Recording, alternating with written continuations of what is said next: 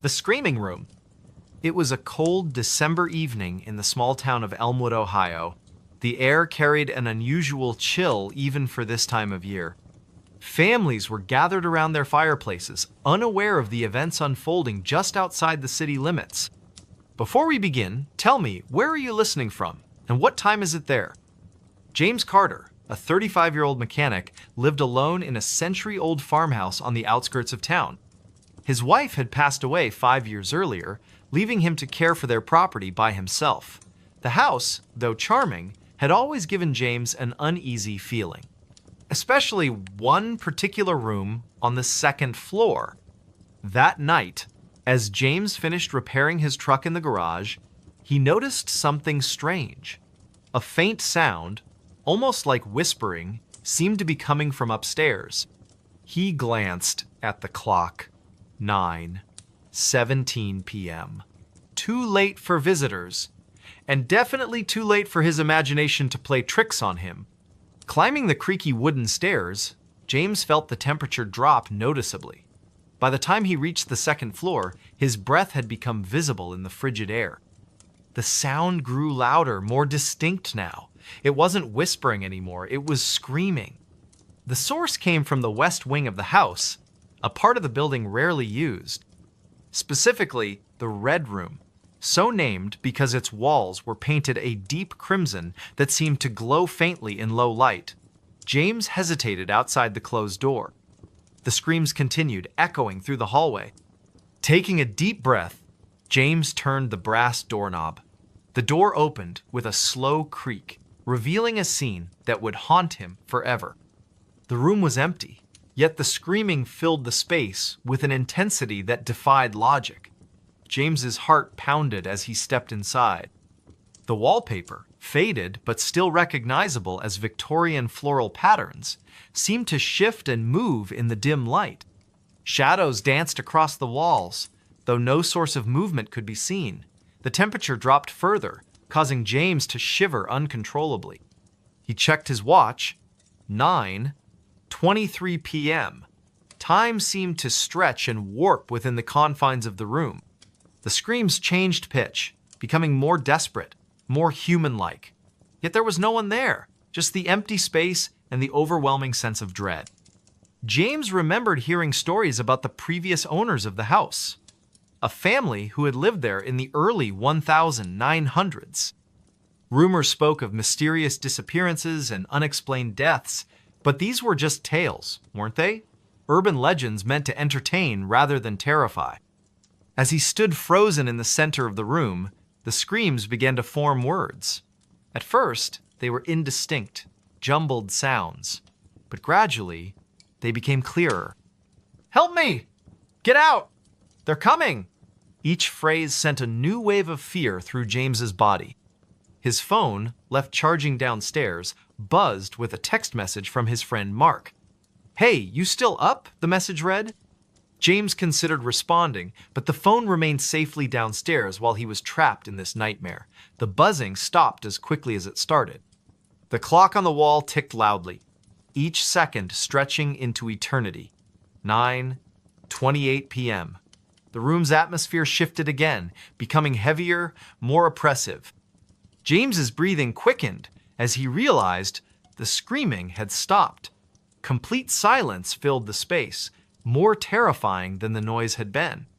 Suddenly, the lights flickered.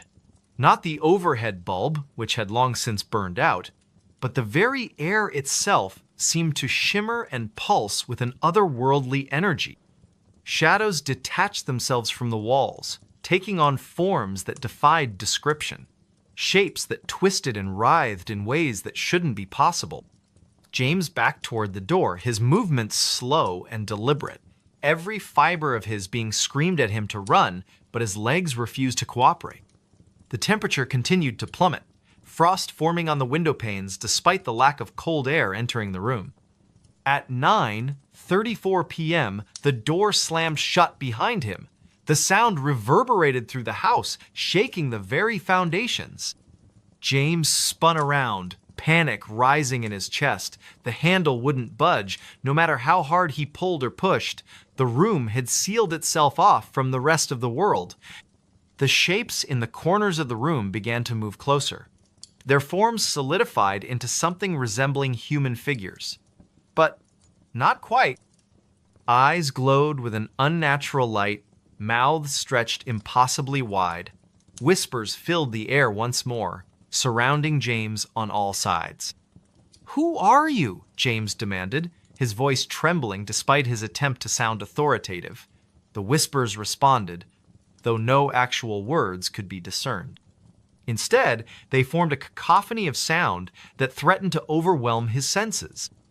Time lost all meaning. Minutes stretched into hours, or perhaps it was only seconds.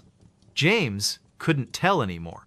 His watch had stopped functioning, the hands frozen at 9:36 p.m. The room seemed to expand and contract, changing size and shape with each passing moment. Then, without warning, everything went silent. The shadows retreated to the corners, the temperature returned to normal, and the door opened easily when James turned the handle. Stepping out into the hallway, he found nothing unusual waiting for him. The rest of the house remained calm and quiet. But the experience had changed James. He couldn't sleep in that house anymore.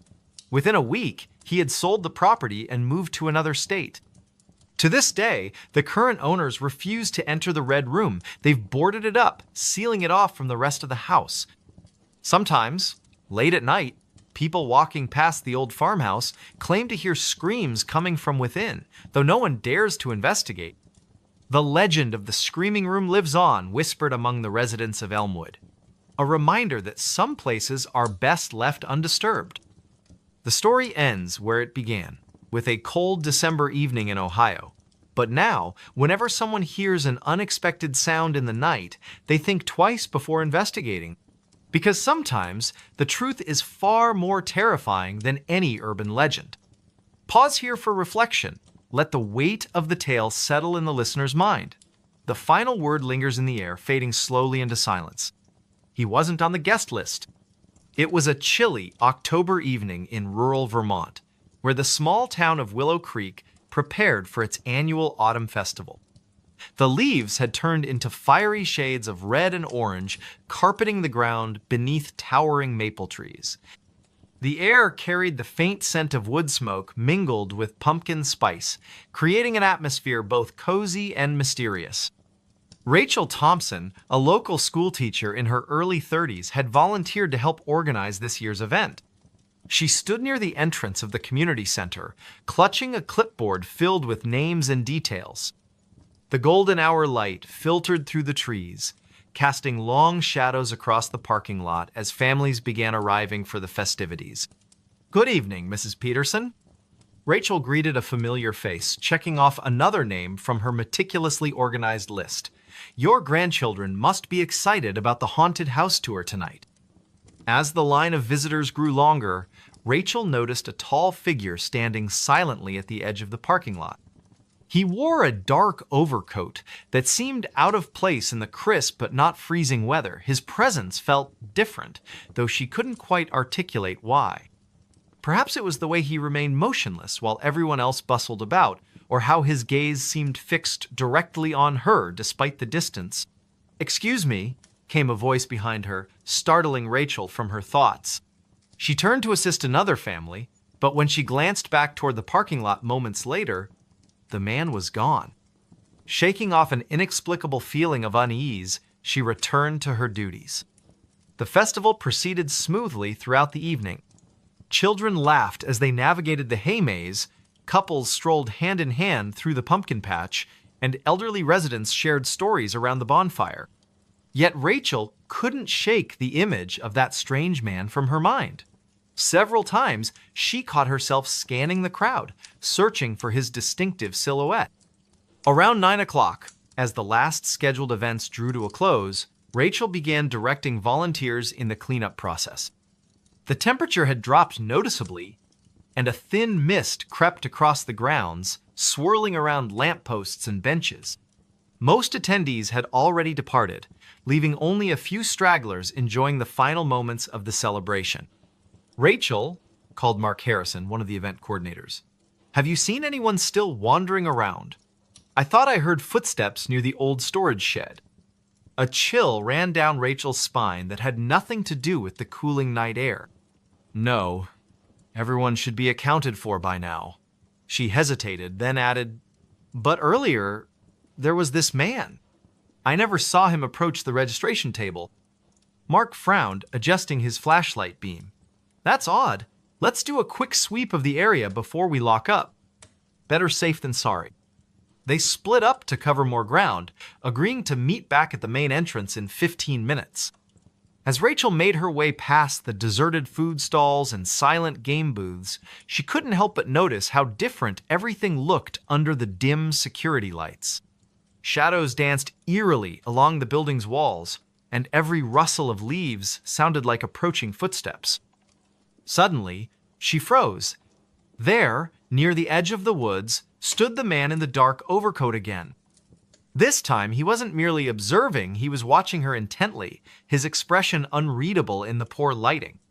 Her heart pounded against her ribcage as she tried to recall if she'd ever seen him before in town, but something about him felt wrong. "Hello?" she called out tentatively, taking a cautious step forward. "Can I help you with something?" Instead of responding, the man tilted his head slightly, almost like a curious animal studying its surroundings. Then, without warning, he turned and disappeared into the tree line. Rachel's breath caught in her throat. She knew she should alert Mark immediately, but curiosity propelled her forward instead. Maybe she could catch up to him and ask what he wanted.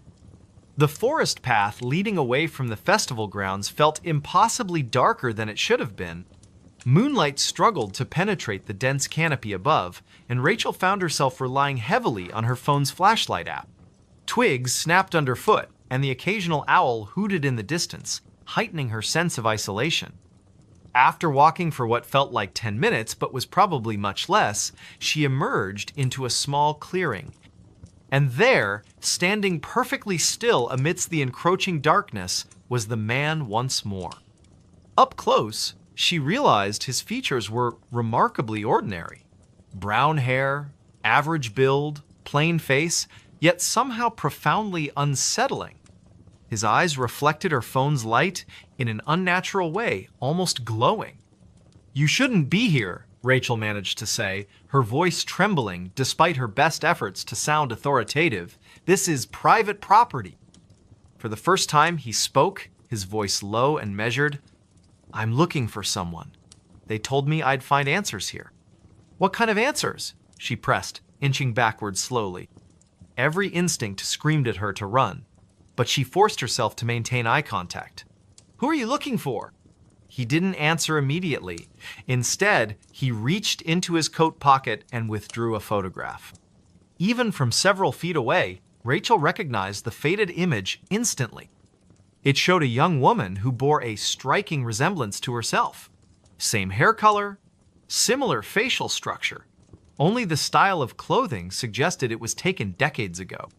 "My sister," he said finally, his tone heavy with sorrow. "She went missing after attending one of these festivals." "That was," he paused, calculating, 52 years ago tonight. Rachel's blood ran cold. She remembered hearing vague rumors about a disappearance connected to the autumn festival, but no one ever talked about it openly.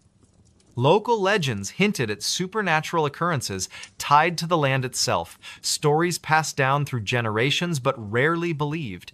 Could this man truly be searching for closure after all these years? Before she could respond, a sudden gust of wind extinguished her phone's screen, plunging them both into near-total darkness. Panic surged through her veins as she fumbled to reactivate the device. When the light finally flickered back on, the man was gone. Not just stepped aside or hidden, completely vanished, as if he'd never existed. Shaken to her core, Rachel stumbled back toward the festival grounds, calling Mark's name repeatedly. Together, they searched the entire area again, finding no trace of the mysterious visitor. Later, while reviewing security footage from multiple angles, they discovered something even more disturbing. Not a single camera had captured any sign of the man in the dark overcoat. It was as though he'd slipped between the cracks of reality itself. In the weeks that followed, Rachel found herself unable to forget those haunting eyes or the photograph that seemed to bridge past and present. She began researching local history archives, determined to uncover the truth about the missing woman. What she learned chilled her to the bone. Numerous unexplained disappearances linked to the festival site over the past century. Each case involved a solitary individual vanishing without a trace during the annual celebration. None were ever solved. Despite warnings from friends and colleagues to let sleeping dogs lie, Rachel continued her investigation. Something about the man's desperate search resonated deeply within her. Perhaps it was survivor's guilt, or maybe a subconscious recognition of shared pain. Whatever the reason, she felt compelled to seek answers, no matter where the trail might lead. One moonless night, armed with flashlights and determination, Rachel and Mark ventured back to the clearing where she'd last seen the stranger. The air felt heavier than usual, charged with an almost electric tension. Leaves whispered secrets as they crunched underfoot, and shadows danced unpredictably despite the steady beams of their lights. "Do you really think we'll find anything?" Mark asked skeptically, though his grip on the flashlight betrayed underlying nerves. "This whole situation feels off." "I don't know," Rachel admitted softly, scanning the perimeter for any signs of disturbance. "But I can't shake the feeling that we're missing something important, something right under our noses." They spent nearly an hour combing the area, finding nothing but ancient tree roots and scattered stones. Just as frustration began to set in, Mark spotted something glinting faintly among the foliage. Kneeling down, he unearthed a tarnished silver locket half buried in the dirt. Inside lay two tiny photographs, one of the woman from the original picture, smiling brightly, and another of a younger version of the man in the dark overcoat, his arms slung casually around her shoulders. "Oh my God," Rachel breathed, tears pricking at the corners of her eyes. "This has to belong to her, to his sister." Without warning, the temperature plummeted dramatically, causing both of them to shiver violently. Their flashlights flickered erratically, threatening to die altogether. A deep, resonant hum filled the air, seeming to emanate from the very earth beneath their feet. And then, emerging from the shadows like a specter materializing from smoke, stood the man once more.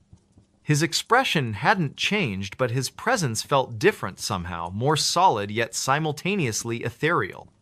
He extended a hand toward Rachel, palm upturned expectantly. In that moment, she understood what he wanted, needed from her. Placing the locket gently into his grasp, she whispered, "I'm so sorry. We'll keep looking. I promise." For the first time since their encounter, emotion flickered across his face, gratitude mixed with profound sadness. Slowly, deliberately, he closed his fingers around the precious keepsake. As he did so, his form began to dissolve, fading away like morning mist beneath the rising sun. Within seconds, he was gone, leaving behind only silence and the lingering scent of autumn leaves. Back in Willow Creek, Rachel dedicated herself to preserving the memory of those lost souls whose stories had been forgotten by time. She worked tirelessly to ensure proper memorials were established and historical records updated accurately. Though she never encountered the man in the dark overcoat again, she often sensed his presence during quiet moments, a gentle reminder that some mysteries transcend human understanding, existing beyond the veil of our everyday lives. Every October, as the festival preparations begin anew, Rachel finds herself drawn to that secluded clearing deep within the woods. There, surrounded by whispering trees and dancing shadows, she leaves fresh flowers and a handwritten note promising continued vigilance. Because sometimes, justice isn't about solving a case or finding definitive answers. Sometimes, it's about honoring the memories of those who came before us, ensuring their voices aren't silenced forever by the passage of time. And perhaps, just perhaps, somewhere beyond our comprehension, a brother and sister are finally reunited, free from the burdens of unanswered questions and unresolved grief. Their spirits rest peacefully now, knowing that someone cared enough to remember. Voices in the cornfield, a haunting tale. It was a quiet, humid evening in late September when Emma first heard the whispers. The sun had just dipped below the horizon, casting long shadows across the endless rows of cornfields that surrounded her small town of Millbrook, Illinois. The air was thick with the scent of damp earth and drying leaves, and a gentle breeze rustled through the towering stalks. She had always found the fields comforting during the day, their golden waves stretching as far as the eye could see. But at night, they felt different, oppressive, as if the darkness between the rows hid secrets too terrible to be spoken aloud. Emma stood on the edge of the field, hesitating for a moment before stepping forward. Her boots crunched softly against the dry soil beneath her feet. It was almost 8 o'clock, and she should have been home by now, but something had drawn her here, nagging curiosity she couldn't quite explain.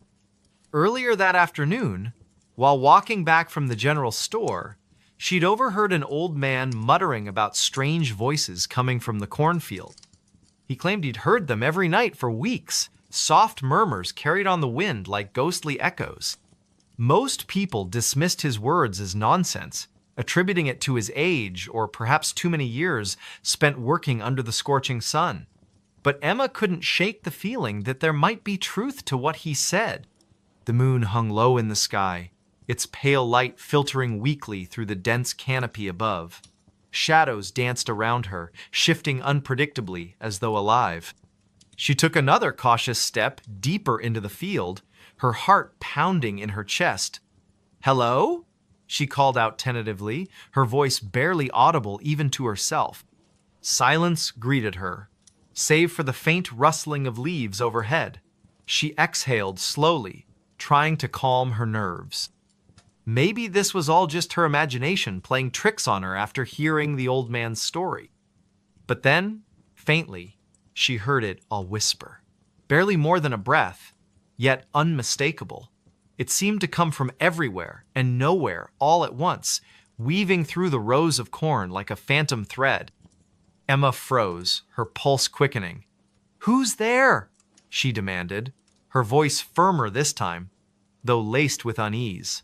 Again, the whisper came, louder now, closer. She turned sharply, scanning the darkened rows around her, but saw nothing except the endless maze of stalks swaying gently in the breeze. "Leave me alone!" she shouted, panic beginning to creep into her tone. The whispers grew louder still, overlapping each other until they formed a cacophony of unintelligible murmurs. They weren't human voices, not entirely. There was something wrong about them, something unnatural. A chill ran down her spine as she realized she wasn't alone. Something or someone was watching her from within the shadows. She stumbled backward, her foot catching on a root hidden beneath the dirt. With a startled cry, she fell hard onto the ground, pain shooting up her arm as she landed awkwardly. For a moment, everything went silent again. Too silent. Even the rustling of the leaves seemed to fade away, leaving only the sound of her own ragged breathing. Then, without warning, a figure emerged from the darkness. It was tall, impossibly so, its silhouette blending seamlessly with the surrounding stalks. Its facif, it could even be called, that was obscured by a tangle of vines and dried husks, giving it the appearance of some grotesque scarecrow brought to life. Yet it moved with purpose, taking deliberate steps toward her. Emma scrambled to her feet, her mind screaming at her to run, but her legs refused to obey. She was rooted to the spot, paralyzed by fear. "You shouldn't have come here," the figure rasped, its voice a guttural blend of multiple tones layered atop one another. It sounded neither male nor female, neither young nor old, just wrong. "This place doesn't belong to you." "What do you want?" Emma managed to choke out, tears streaming down her face. She wanted to look away, to close her eyes and pretend none of this was real, but she couldn't. The figure's gaze held her captive, piercing through her very soul. "The voices will tell you," it replied cryptically, tilting its head in a way that made her stomach churn. Before she could respond, it raised a gnarled hand and pointed deeper into the field. Against her will, Emma found herself turning to follow its gesture. There, nestled among the rows of corn, was a clearing she hadn't noticed before. In the center of the clearing stood an ancient stone altar, its surface stained with dark streaks that looked suspiciously like dried blood.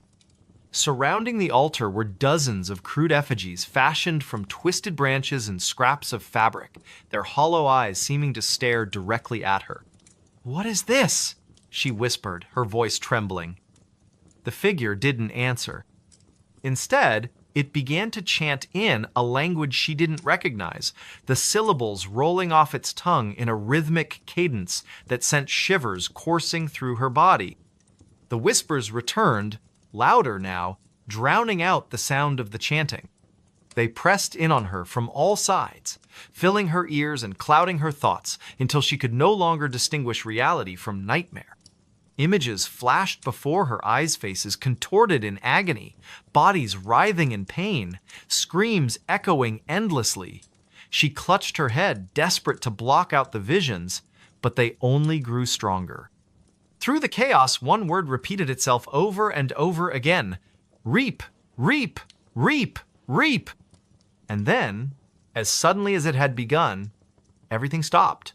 The whispers ceased, the visions vanished, the figure was gone. Emma collapsed to her knees, gasping for air as she tried to make sense of what had just happened. When she finally mustered the strength to stand, she stumbled out of the field and ran all the way back to town, not stopping until she reached the safety of her home. For days afterward, Emma avoided the cornfield at all costs. She told no one what she had seen, fearing they wouldn't believe her, or worse, that they would think she was crazy. But the memories lingered, haunting her dreams and leaving her perpetually on edge. She started hearing the whispers again, faint at first, but growing louder with each passing night. No matter where she went, they followed her, taunting her with fragmented phrases she couldn't fully understand. One evening, unable to endure the torment any longer, Emma decided to confront the source of the voices once and for all. Armed with a flashlight and a pocket knife, she returned to the field, determined to uncover the truth. The moonlight illuminated her path as she navigated the labyrinthine rows, her footsteps hesitant yet resolute. When she reached the clearing, she found the altar exactly as she remembered it, but this time, it wasn't empty. Lying atop the stone slab was a book bound in cracked leather, its pages yellowed with age. Etched into the cover were symbols unlike anything she had ever seen, intricate patterns that seemed to shift and writhe when viewed from certain angles. Her hands trembled as she picked it up, half expecting it to burn her skin or crumble to dust in her grasp. But it remained solid, heavy with secrets waiting to be uncovered. As she flipped through the pages, she discovered writings detailing rituals meant to summon entities from beyond the veil. Each entry described increasingly sinister ceremonies, culminating in a final passage written in bold, jagged handwriting: "To reap is to feed is to grow. To grow is to consume." Beneath the text was a drawing of the same figure she had encountered in the field, standing beside the altar with arms outstretched. A cold realization washed over her.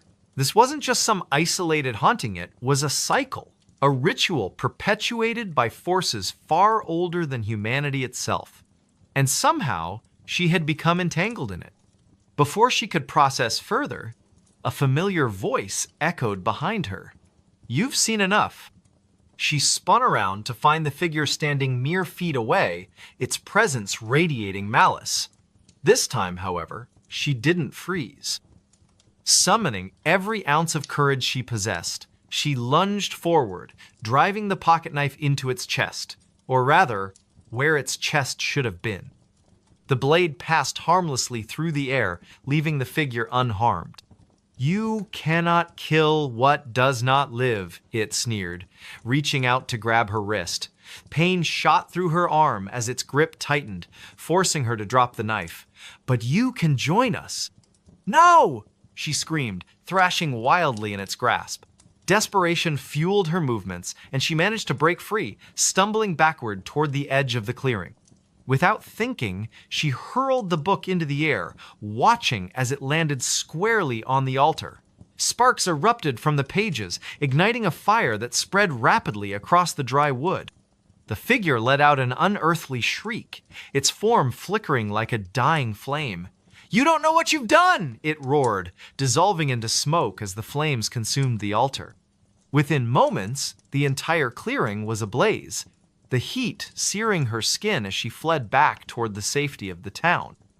When she emerged from the field, coughing and covered in soot, she expected to feel relief.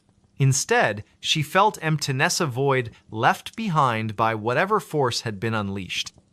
The whispers were gone, replaced by an oppressive silence that weighed heavily on her shoulders.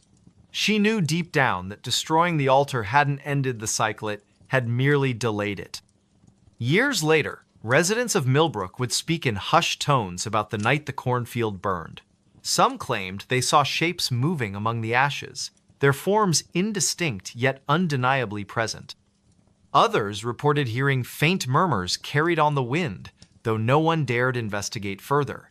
As for Emma, she left town soon after, unable to bear the weight of what she had witnessed. But wherever she went, the memory of those voices followed her, a reminder that some secrets are best left buried. The last passenger never got off. It was a cold, damp night in the small town of Millbrook, nestled deep within the woods of upstate New York. The air carried an eerie stillness, broken only by the faint rustling of leaves and the distant hum of crickets. Somewhere near the edge of the forest, the old train station stood abandoned, its wooden structure warped and weathered by time. Paint peeled off the sign that once proudly announced Millbrook Station, now barely legible under layers of grime and neglect. Few people ventured here anymore, except for curious teenagers daring each other to explore its haunted history, or so the rumors went. On this particular evening, a group of 5 friends decided to visit the station as part of their weekend adventure. They had heard tales about strange occurrences at the sight whispers of passengers who never disembarked from the final train to pass through decades ago. None of them truly believed in ghosts, but the thrill of trespassing on forbidden ground was too tempting to resist. Among them were Emma, a skeptic with a sharp tongue; Daniel, her boyfriend, who loved anything supernatural; Mia, the quiet one who always seemed lost in thought; Jake, the joker whose laughter could fill even the darkest spaces; and Olivia, the cautious one who often served as the voice of reason. They arrived just after sunset, parking their car a mile away to avoid drawing attention. The walk to the station felt longer than expected, the path illuminated only by the dim glow of their flashlights. Shadows danced along the trees, creating shapes that looked almost human if you squinted hard enough. As they approached the station, the atmosphere grew heavier, as though the very air resisted their presence. "This place gives me the creeps," Olivia muttered, clutching her flashlight tightly. "Are we sure this is safe?" "Oh, come on," Daniel replied, his tone teasing yet reassuring. "What's the worst that could happen? A ghost shows up and asks us to leave?" He chuckled nervously, though no one else joined in. Emma rolled her eyes. "Let's just get this over with. I want to see what all the fuss is about." Inside the station, the floorboards creaked beneath their feet, protesting every step they took.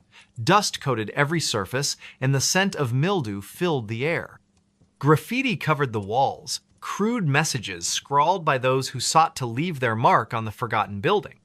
But something else caught their attention, a series of faded photographs pinned to a bulletin board near the ticket counter. Most were black and white images of smiling families, boarding trains, snapshots of happier times. However, one photo stood out among the rest. It depicted a lone figure standing on the platform, face obscured by shadows despite the bright sunlight behind them. "Who do you think that is?" Mia asked softly, pointing to the mysterious figure. No one answered immediately. Instead, they stared at the image, feeling an inexplicable chill run down their spines. Jake broke the silence with a forced laugh. Probably just some weirdo who didn't want to smile for the camera.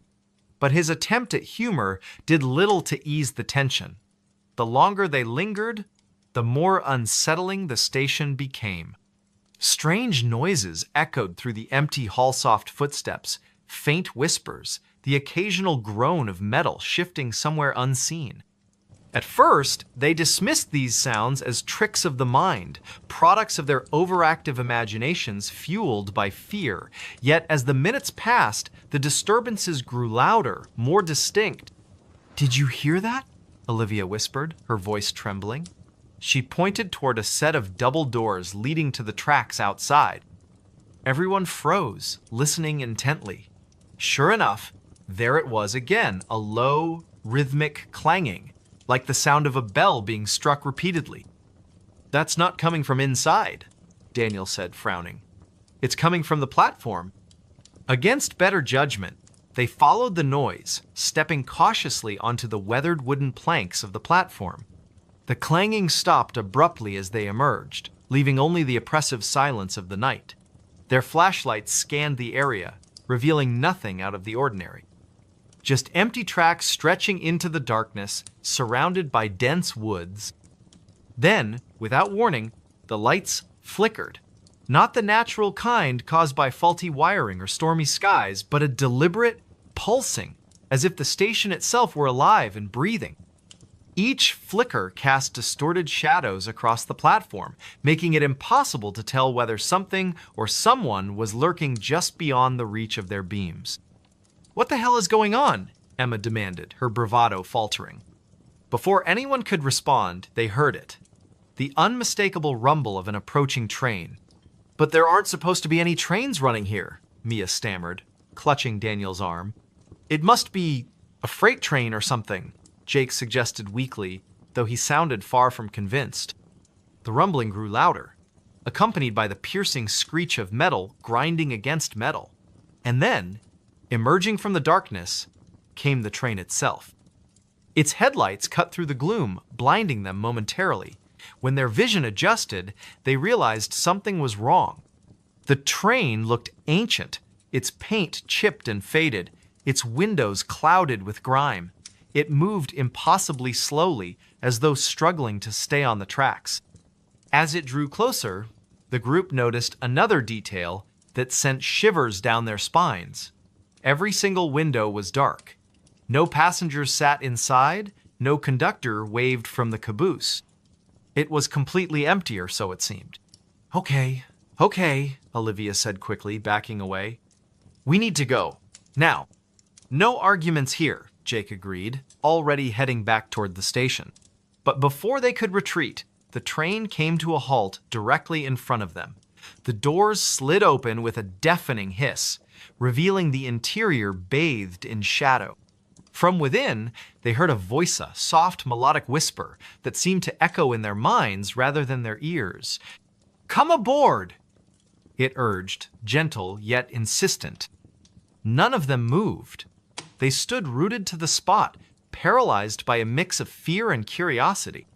"Don't listen to it," Emma shouted, snapping them out of their trance. "Whatever you do, don't get on that train." Her words seemed to break the spell. One by one, they turned and ran, fleeing back toward the safety of the station. But as they reached the entrance, they realized something was terribly wrong. The building they had entered earlier was gone. In its place stood a vast expanse of wilderness, stretching endlessly in every direction. Panic set in as they frantically searched for a way out, but the forest seemed to shift and change around them, trapping them in an endless maze.